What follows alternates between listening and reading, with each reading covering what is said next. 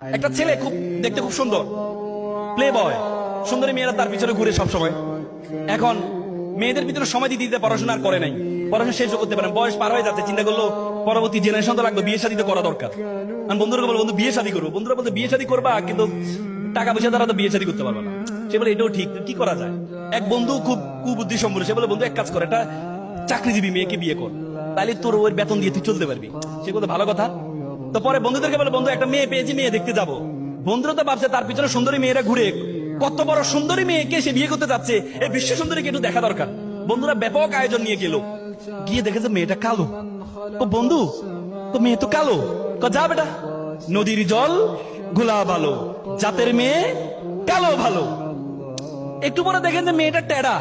বন্ধু মেয়ে তো টেডা। যা বেটা, এটা লক্ষ্মী টেডা। মানে তার যতগুলো উইকনেস আছে, প্রত্যেকটা উইকনেস স্ট্রেংথে পরিণত হয়েছে কিসের কারণে? কিসের কারণে? তার যোগ্যতার কারণে। তার মানে এখান থেকে শিক্ষা কি? তুমি যদি যোগ্য হও তাহলে পুরো পৃথিবী তোমার সাথে অ্যাডজাস্ট করবে, পৃথিবী তোমাকে রিড করবে। আর তুমি যদি ব্যর্থ হও তাহলে পুরো পৃথিবীর সাথে তোমাকে অ্যাডজাস্ট করতে হবে।